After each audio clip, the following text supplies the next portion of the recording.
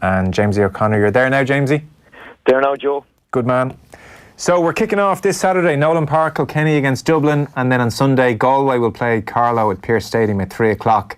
And in Munster, the games begin. Waterford against Clare at Walsh Park, 2 o'clock, followed by Cork Tip in Porky Queeve at 4. So right from the off, as it was last year, the round robin in hurling just kicks things off with a bang, the way they should be kicked off.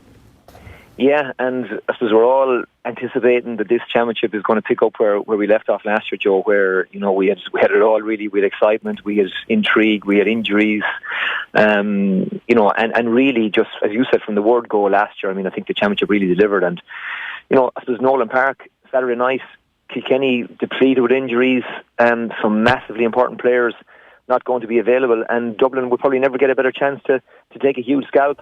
For me, the most intriguing team in the championship is Tipperary and what Sheedy can get out of that team, because you know, Cork have to go to Limerick 7 days later. They can't afford to lose against Tip in what's likely to be a cauldron down there, and obviously Clare have to go to Walsh Park, which is going to be no easy task.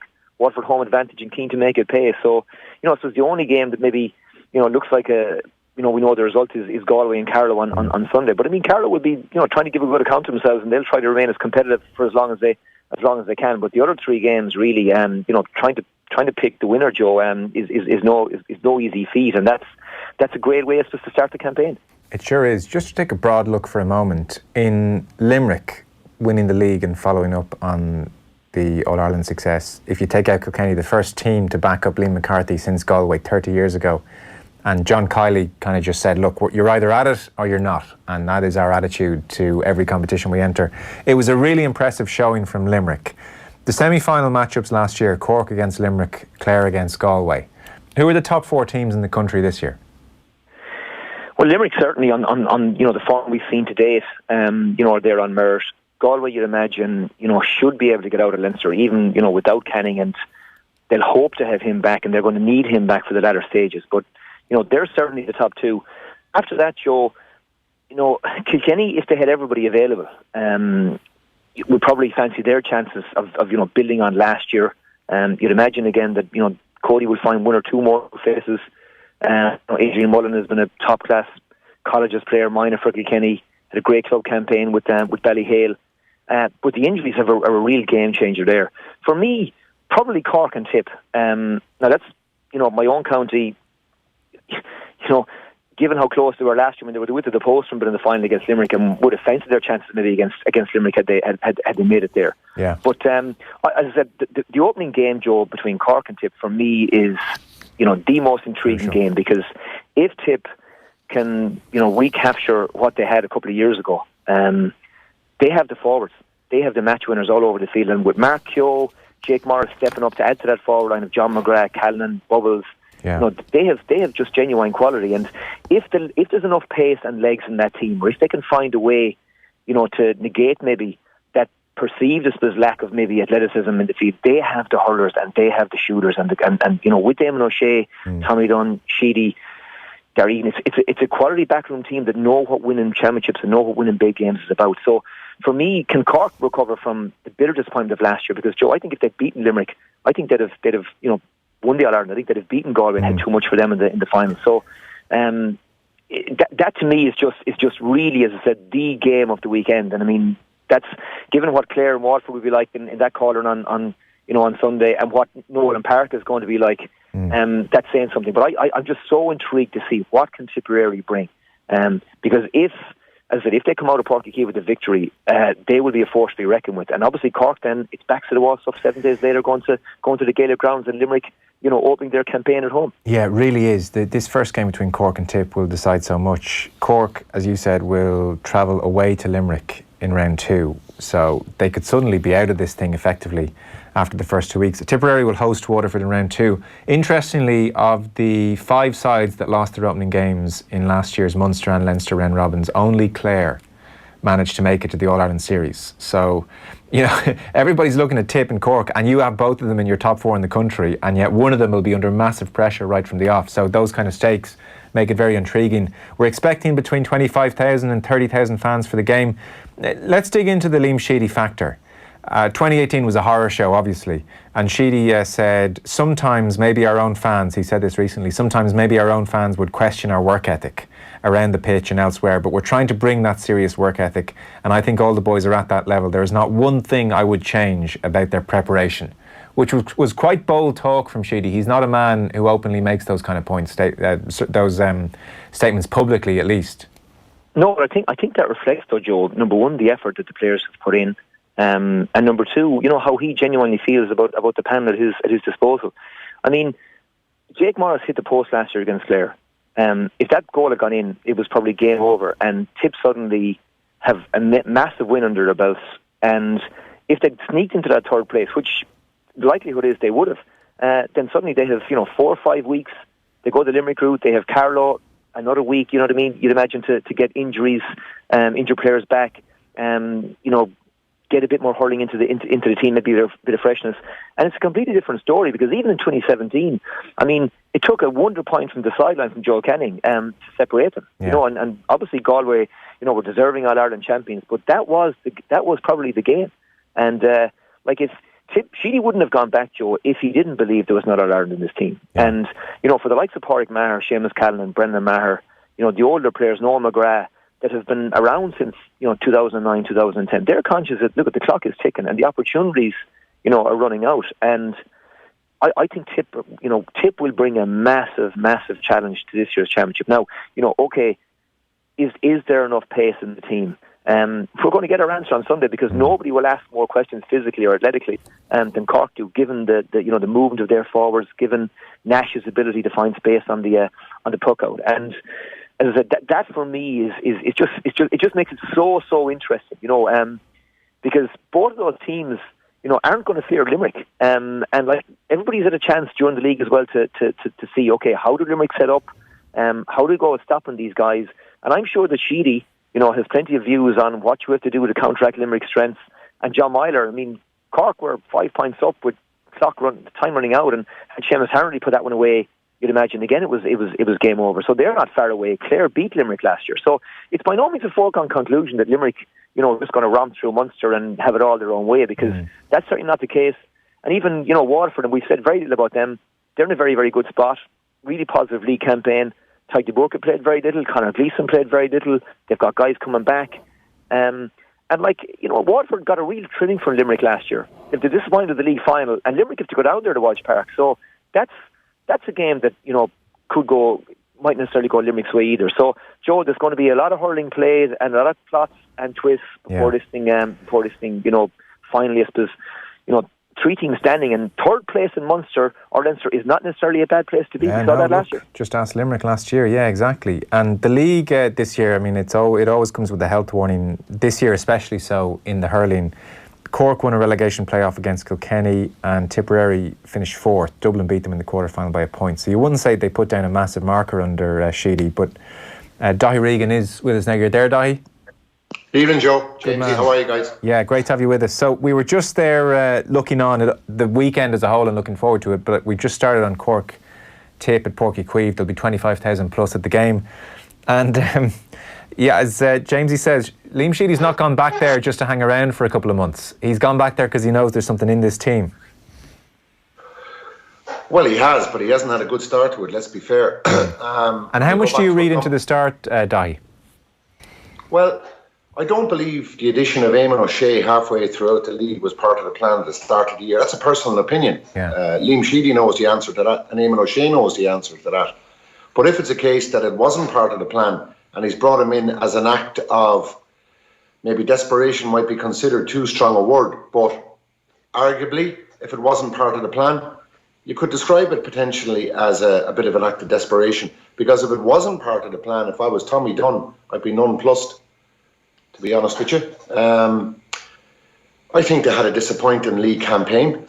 And it's a funny thing, when you're out of the game for a couple of years, like Liam has been out of it, things are always moving in this game. And if you look at where Limerick are at the moment, and particularly the style of play that Limerick had, Tipperary to me are still quite traditional, hurling to players' strengths in the particular positions that they have.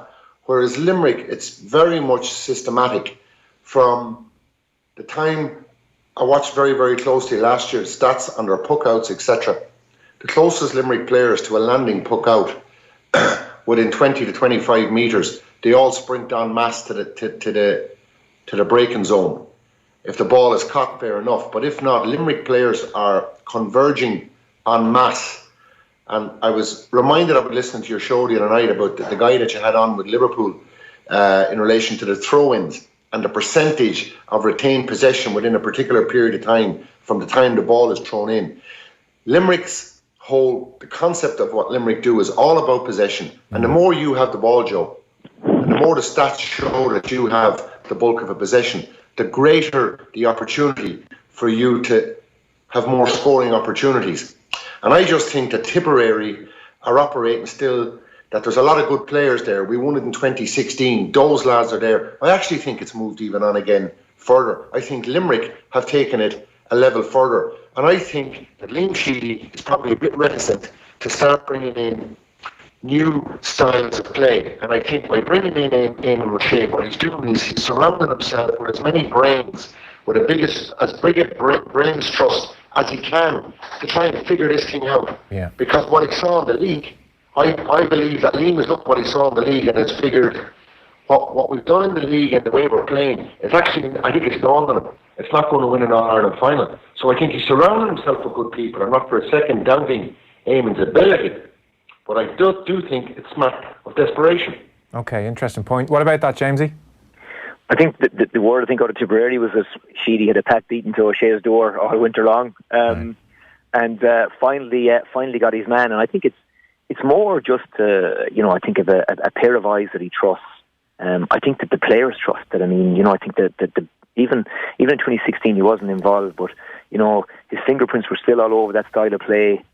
He's been working, I think, individually with Callanan, and look at the performances that he produced. So yeah, I mean, I think that I'd imagine Tommy Dunn is on board with it, and Tommy is one of the best coaches in the country. So for me, listen, Tip, the word I'm hearing out of Tip is that they're happy with where they're at, and they're going to bring a performance at the weekend, and Cork are going to have to be their best, and as I said, Cork were so good at times in Munster last year. Can they find those small margins, because they were so close? They're arguably as good as anybody, but there are question marks then about Cork when it really comes down to it, and the really hard battles have to be fought.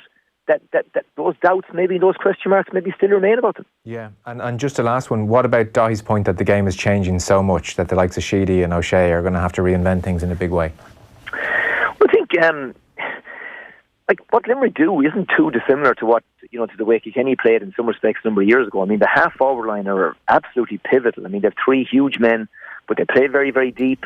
They're excellent at working the ball through the lines, and then they've got guys inside like Galan and Seamus Flanagan, that are getting very, very good quality ball, but able to win their own ball and win possession. And Cian Lynch is a key man that stitches everything together down in the middle of the field. So I'm sure teams will have ideas about, look, you've got to minimise Cian Lynch's influence.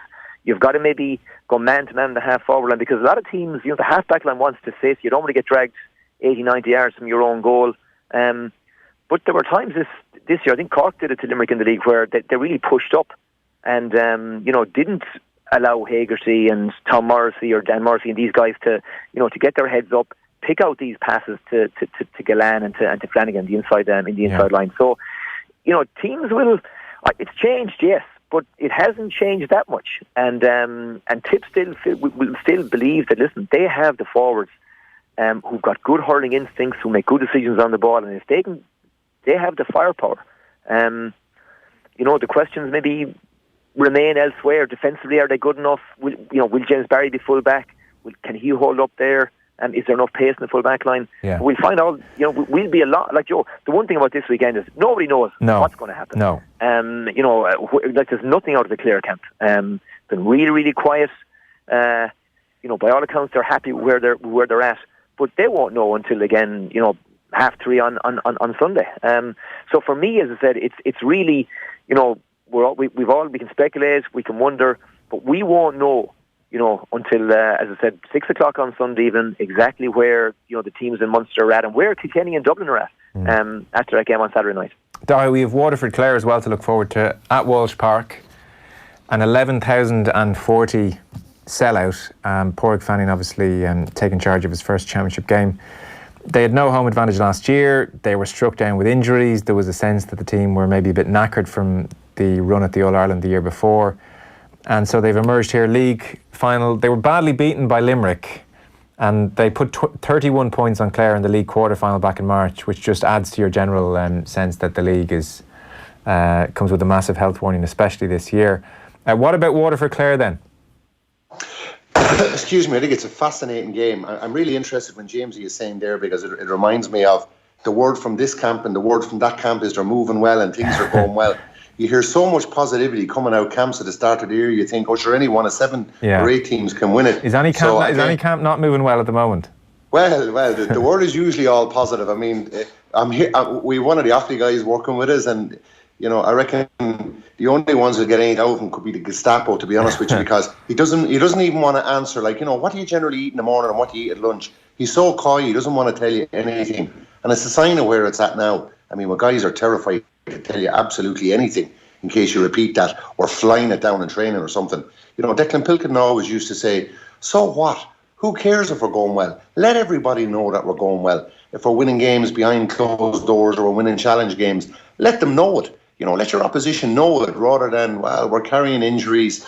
If you're genuine All-Ireland contenders, why be afraid of it? Why be afraid for people to feel that you're a good side and you have every opportunity rather than play it down? It gets annoying at times, but I do think the Waterford Clare game is fascinating because Munster is such a minefield. Yeah. I mean, who could have thought last year the Tipperary at the start of the year? I know they were my tip last year to win the All-Ireland final, and they don't make the crunch stages, the crucial stages, albeit they were unlucky, but they didn't win. They didn't win their games. So it's right that we should have question marks. Waterford is an intrigue, to be fair, and the 2 games you mentioned were the 2 I was thinking about. They also had a good win against Galway, but I really do think that Galway weren't going full blast for the league. They're just finding nobody, it seems, but Waterford are a bit of an intrigue. I know Tommy Walsh feels that they're very much a dark horse for the All-Ireland this year. I demur from that opinion, to be honest with you. I think they did extraordinarily well to get to an All-Ireland final a couple of years ago. And I think I think Galway nearly fell over the line instead of, bursting through the line. They were so long trying to make that breakthrough in Galway and losing All-Ireland finals. I just think they were very inhibited the way that they hurled on a day. And Waterford did well. But I don't see it with Waterford. And the reason I don't see it with Waterford is I don't think, from what I've seen in them in the league, that he's changed enough of the game to allow them play with enough forwards up at a given time. I still think it's so much has to go right in the type of game that they play. When you get to championship and you get kind of a tight field like it'll be the weekend, 30, 40 yard passes for the scores that they're looking to try to create, that's 2 or 3 in a row. They've got to reach hand. That's fine in league where you get a half a second more, but I just think in championship, and I apply the same theory to Wexford. I think Wexford are a better side and they've been allowed to play, but I understand that Davy has to be somewhat cautious with them as well. So that's a balance that he's going to have to find there. Clare, after last year, my God, and in those games against Galway, they brought the All-Ireland champions to the brink on both occasions. Yeah. And arguably should have won it the second day, despite the fact that they allowed Galway big leads. So there's something in Clare. There's no doubt there's something in Clare. And I think Clare have an awful lot of talent. They beat the All-Ireland champions last year. There seemed to be a bit of a swagger about Clare last year again. And I just think that the management structure that they have, based on last year, not so much the league this year, I do think Clare have an awful lot of talent. I think that the hunger will be there. Why wouldn't it be there? And I think they're genuine contenders. I really do. More so than Waterford. But if Waterford were to win in Walsh Park on home soil, would it be a surprise? No, it wouldn't. That's how tight the margins are in Munster. Yeah, it's true. And Waterford in round 2, Clare will have an off week. Waterford will be away to Tipperary in round 2. So again, the pressure's on right from the off. Jamesie, on Clare, so you're saying the camp is tight and they're not giving away much. What have you made of the performances? They obviously topped Munster last year. Yeah, I mean, listen, we all know how close they were last year. League, I think everybody, recognised it was they started earlier, and obviously, team has figured out that, listen, you can't expect to have the tank empty like by the time the middle May comes around. You've got to be fresh, rested, and ready to go. And I think Clare got what they wanted to get out of the league. I mean, Rory Hayes, a cornerback, came on in a couple of matches towards the end of the season last year. He had a really good league campaign. Jim Ryan was excellent at wing forward. Connor's brother, another guy just out of minor. But kind of that Limerick half forward role, that ability to get up and down the pitch, pick off a couple of scores, he'd run all day for you. So O'Donnell is obviously back, having missed most of the league campaign. John Conlon was injured and again, probably got a rest during the league that hopefully won't have done him any harm. And so for me, the question with Clare, is can Conlon and Peter Duggan, who were exceptional last year, can those guys find the form that they had in 2018? Yeah. Can O'Donnell, having again been Harvard for the winter, can he get to the pace? And by all accounts, again, he's sharp and really, really hungry. And I mean, from a Clare perspective, there's a feeling that we'll probably be able to put enough scores on the board. The question is whether we can not concede, too much of the other end of the field. I mean, obviously Conor Cleary is suspended, and he's very harsh. I think he got sent off in that league quarter-final for, I thought was, trying to play the ball. I thought it was extremely harsh, but he's not available. So Jack Brown, the word is, may play at centre-back. He plays there for his club and knows the position quite well. But again, Clare could have beaten Cork in the open weekend last year. It was a bad result. I thought they'd been a really big performance, but they came good and won their next three matches. So it's not the end of the world if Clare don't get a result on Sunday, but the pressure is certainly on. And I think that, the worry from a Clare perspective will be that Waterford, in a tighter pitch, have a lot of physicality, a lot of good ball winners. But at the same time, I think Clare have better forwards. And Waterford couldn't handle Connon last year, couldn't stop him. And if he can pick up, find the form that he had last season, he's a match winner for Clare. And I just feel that Clare have a bit more quality up front, and I'm still not convinced that Waterford are better than they were in 2018. Calum Lyons is a good find for them, looks like a good athletic player, but I don't know if they've found a match winner, a guy who's going to maybe like Galan is capable of winning the game on a particular day, hitting 1-5 and playing. Shane Bennett's back, Stephen Bennett's form is good, but I don't necessarily know in the heat of championship whether those guys can do what Galan can do, what maybe Callanan can do, or John McGrath can do on a particular day. Yeah, we had Peter Duggan in studio a couple of weeks ago, and he was in great form. And he said last summer he basically dedicated himself totally to hurling, did a few odd jobs, and he's pretty much planning to do the same thing again this year. So he was feeling good about life. But another aspect to all of this as well is that Peter Duggan was making the point, as I'm sure you'll know, Jamesie, that for the club month of April, they've just been sitting around and effectively in inter-county camp because the championship in Clare doesn't start till August anyway. So they've just had a great run at training hard, a few camps in Carton House, all together all the time. Whereas, you think Michael Ryan last year was almost shaking his head saying we're going to have to look at how we handle club month in Tipperary. So, you've got 32 fiefdoms as well where club month has been handled differently. Before we go, Kilkenny-Dublin. This was one of the games of the year last year, Daithi, or maybe it's just me, but I just thoroughly enjoyed the game at Parnell Park in the sunshine last year, and Dublin gave it a good rattle, and there was heartbreak for Pat Gilroy. So we're at Nolan Park this Saturday. Matty Kenny obviously in charge of the Dubs now. Injuries are a factor here for both sides. What can Dublin do here against Kilkenny? Well, I think Matty Kenny's been a superb choice. We said that last year. A brilliant hurling man, a brilliant tactician, and he's proven that with his successes with Coola. Had been previously underrated when he was involved with Galway, but I knew for a long time how good Matty Kenny is, and Matty Kenny, what's more important, knows how good he is as well. He knows how to coach a team, and he knows how to coach the best of them. Dublin are good, and Matty Kenny will expose any potential weaknesses that will be there with Kilkenny. Dublin are very fit, Dublin are well able to hurl. What you wouldn't give to see Conor Callahan in that forward line. But the Coola boys are back, like Shute, fellas like that. They've brought so much back to Dublin. You've got to remember the club scene, Joe, in Dublin is very, very vibrant. There's a really strong club a backbone to this Dublin side. I'd actually go as far as to say nearly as good as when Clare were in their pomp, where you had 4 or 5 absolutely superb teams to pull from in Clare. You had 6 Mile Bridge, you had Dura Bearfield, you had Wolfe Tones, you had Clare Castle.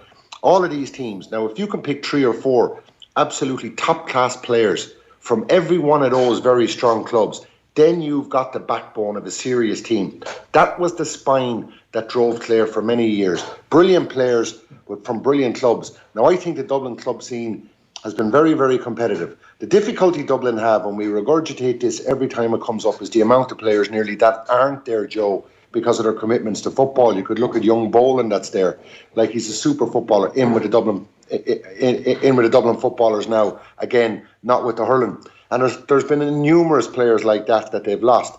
But if you look at them this year in the club championship as well, they were very, very. Crokes were very, very strong. Ballybolton very, very strong. Cooler were probably tired after their exploits in the All-Ireland club finals. But I just think Matty Kenny knows how to set a team up. He knows how. It's a Galway mentality. He's always looking to exploit space up front. He's not afraid to deploy a corner forward out around midfield and look for space, and a lot of off the shoulder. They'll look for a weak shoulder. I think they have a great chance down in Nolan Park. Because they made things very sticky against Limerick in the league semi-final as well. I know in some places it was described as ugly hurling. I think Eddie Brennan was tweeting when he was watching it, but it definitely made things difficult for Limerick that day. Injuries are like a big part of this game, you know. In terms of Conal Keaney and Liam Rush and Shuday, I think they've just gone back training recently. There's doubts over whether or not they're fit enough. Fionn McGibb, John Heatherton, Cian O'Callaghan out for the Dubs. And then for Kilkenny, Owen Murphy's certainly out. Killian Buckley, James Maher, Conor Delaney, Rob Lennon unavailable. And then Cody was saying with Richie Hogan, it's hard. He said a very interrupted preparation, but he's looked after himself well in the gym and on the pitch as well. We don't know where Richie Hogan is again, unfortunately, this year. James, it was interesting. I didn't think you were going to throw Kilkenny into the mix at the start when I asked you for your top 4 teams in the country potentially. So are you fancy them to do something this year? Listen, Kilkenny with everybody available, Joe, you'd have to think that, listen, they're definitely going to come out of Leinster. But that's no longer the foregone conclusion. It might have been a month ago, because like Murphy, Kilkenny were as close as anybody to beating Limerick last year, but they wouldn't have been in that match without Murphy giving arguably one of the greatest goalkeeping performances, if not the goalkeeping performance of the year. He was superb. Yeah. And even against Dublin, in that opening round, he was rock solid. Got nailed 2 long-range frees at a time when when Kilkenny were struggling from deep inside his own half-back line. His distribution, he's a massive loss for Kilkenny, given his importance to the team. He's the all-star goalkeeper. You also have Killian Buckley, another all-star, who's definitely not going to play. James Maher was nominated for an all-star. I thought was arguably Kilkenny's best and most consistent player last year. So He would be an automatic on the team in the middle of the field. So he doesn't play. So I mean, they're losing a huge amount of experience and quality players. And Richie Hogan, they looked a different team and a better team with Richie back last year. I mean, he was, he made a real difference in that Leinster final replay. Again, I thought was good against Limerick. Just again making good decisions on the ball. So, if he doesn't play, or if he can't play a full 70 minutes again, Kilkenny are minus, another match winner. So I think Dublin are like, you don't generally, Joe, you don't back teams, to beat Kilkenny in Nolan Park. You don't back against Kilkenny in Nolan Park, full stop. But I think Dublin are never ever going to get a better chance, of beating Kilkenny than they are on Saturday night, because we saw during the league that they gave bags to Limerick in that opening half, and Dublin lost 3 of their starting forwards inside the first half an hour. Guys that maybe were coming on at a stage when they'd have brought energy to the team maybe in the second half. And I just think that Dublin, like Rush, will probably be back. He was a major handful for Pádraig Walsh, at full forward last year. Yeah, him going off had a huge bearing on the game. Yeah, Conor Delaney was going to play fullback. He was looked the part there at fullback during the league after Hugh Lawler got injured. So, do Kilkenny, does Cody pick Pádraig Walsh at fullback? Is Hugh Lawler back from injury? I'm not sure. So for me, Kilkenny are vulnerable. I mean, vulnerable in the sense that it's the opening round, and arguably that's the best time to catch them, but also vulnerable in the sense that they are missing massively important players in key positions. And heading into the first round of the championship with, an inexperienced goalkeeper, arguably or possibly an inexperienced fullback, and certainly someone or a pairing that haven't played together, is not the position or place you want to be in. They're arguably minus their starting centre-back, and, on his day, one of the best forwards in the game in Richie Hogan. So, for me, I think Dublin could very well do it on Saturday night. And as I said, Joe, I don't think they're going to get a better chance. I think this is a good Dublin team. They're improving. Sutcliffe was very, very good during the league. Rush, if he's back and can cause some of the problems he did last year, I might just put my money on Dublin, Joe. Okay, interesting. Great. Well, listen, we're up and running again. Pat has texted in to say Carlo are flying it in training at the moment, lads, as well. So we'll see how they go against Galway. And it all kicks off again. Brilliant couple of months ahead. Jamesie, Daithi, thanks a mil. Cheers, Joe. Cheers, Joe. Thanks, fellas. Liverpool have scored against Barcelona. Divock Origi with the goal for Liverpool early on. 9 minutes gone when he scored that goal. It's 1-0 on the night after 35 minutes. 3-1 obviously on aggregate. So things have taken an interesting turn at Anfield. Back in just a sec. Well, after a wait since 1940, we have Limerick, the All-Ireland champions, the worthy All-Ireland champions. They've been through a lot over the last 40 years, in a sporting capacity and maybe even in a social capacity. They were looking down and out, but they've come back to win by 6 points. Offaly 3-16, Limerick 2 goals and 13 points. What a comeback. Limerick just somehow hadn't it in them today, and it's Wexford who win by 2 points. Limerick did their level best, but it wasn't to be. Kilkenny had a wonderful start. The 19th of August 2018, who will be All-Ireland champions? Who will see their dreams turn into reality? Whose names will be etched in history forever? Green wave just sweeping down towards Hill 16 now. They're attacking from all angles. Kyle Hayes again. He's got the run of the place. He's making himself at home. Picked up by McInerney. He's at his pocket picked by Morrissey. He's in. He's going. Oh, what a goal!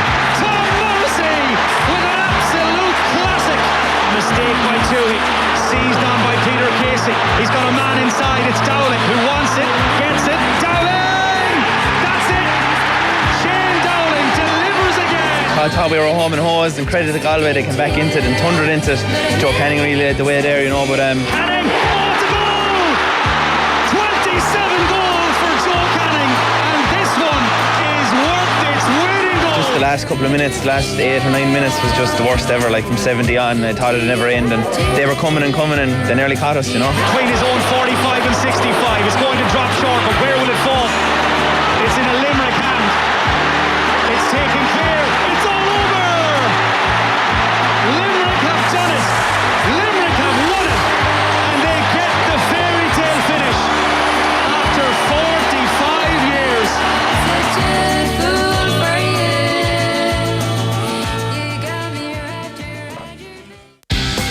Off the ball on News Talk. Moncrief. Now, as people know, this is Movies and Booze, and Tomas, for instance, has been coming to us for many years to try and fine-tune our palates, to try and perhaps alert us to some of the higher callings